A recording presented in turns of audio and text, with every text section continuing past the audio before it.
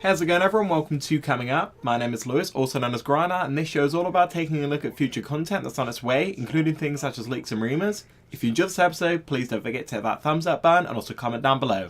Cheers guys! In this special edition I'm going to be doing a champion spotlight for the newest addition to the league, Azir, the Emperor of the Sands.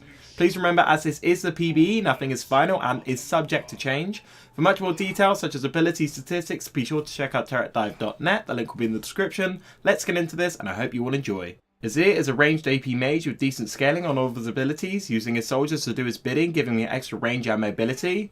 With the crowd control of his ultimate and the use of spells such as his E, the outplay potential is exceptionally strong and in the hands of a good player can be effective harassment champion, but also can be great in team fights. His passive has two parts, Will of the Emperor and Disc of the Sun. Will of the Emperor gives Azir a 2% bonus attack speed for every 1% of cooldown reduction you have. This can actually start giving you an amazing boost, and considering he's an AP mage, you're more than likely going to have some form of CDR to utilise this. The second part, Disc of the Sun, is an active. You can summon a Sun Disc on the ruins of destroyed turrets which targets nearby enemy units, giving you gold for any it kills. The health of this new turret decays over 1 minute and can be destroyed by enemies. This is pretty darn effective, particularly if you're on the retreat and set up a turret to slow the enemy advance while you recall back to base. It can also be used in the opposite way to act as a new front line if you suspect a teamfight is about to recur in that area. To avoid confusion, the first ability I'm going to talk about is actually his W, Arise, as it's the first one you need to unlock and is needed for your Q and E. You summon a Sand Soldier which is untargetable and lasts for 9 seconds. If you attack while the soldier is also in range, the soldier attacks instead, dealing damage in a line and giving the attacks a bonus magic damage of 0.7 AP ratio. You can store 2 of these soldiers at a time, and it should be noted that they expire twice as fast in the range of a turret, and moving too far away will make them disappear instantly. If used properly with this, you can practically double your range, keeping you much safer while in lane. It's also great for pushing the wave much more effectively if needed. Moving on to his Q, Conquering Sands, which is his main harassment tool, Azir orders all sand soldiers toward the target location, dealing damage and slowing all enemies they pass through by 20%. This slow can also stack by the amount of soldiers that hit the enemy. With a range of 800, this can be a deadly ability against your laning opponent. Add on to the fact it has a relatively low cooldown and mana cost, plus an AP ratio of 0.6, this should not be underestimated and used by you as much as possible to put the enemy on edge. The E, Shifting Sands, is Azir's dashing ability. When cast, you dash through a nearby sand soldier, damaging any enemies you pass through on the way and knocking them up for half a second. If you hit an enemy champion, you will stop and gain a shield for 4 seconds, which scales by 15% of your bonus health, making it incredibly powerful.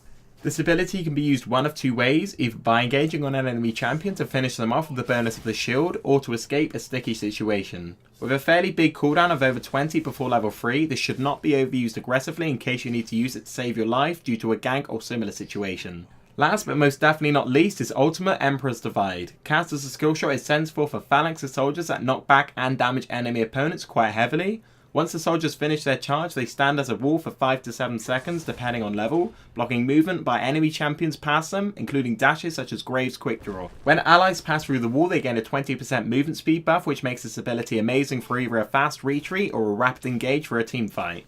If cast on some areas of the map, particularly in the jungle, the ability AoE is large enough to completely block access. When used in Dragon or Baron Pit, it can be extremely devastating to the enemy. Anyway, that's it for the abilities guys. Now we're going to move on to the death and recall animations, as well as the taunt, joke, laugh and dance. Enjoy.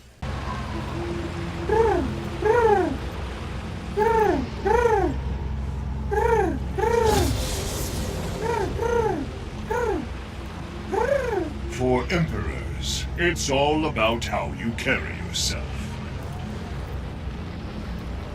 So, a pigeon walks into a bar. There is only Shurima. All else is but a mirage. What is the desert but the ashes of my enemies?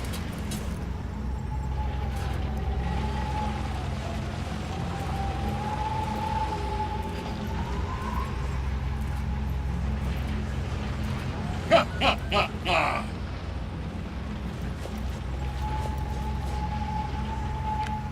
Your Emperor shall return.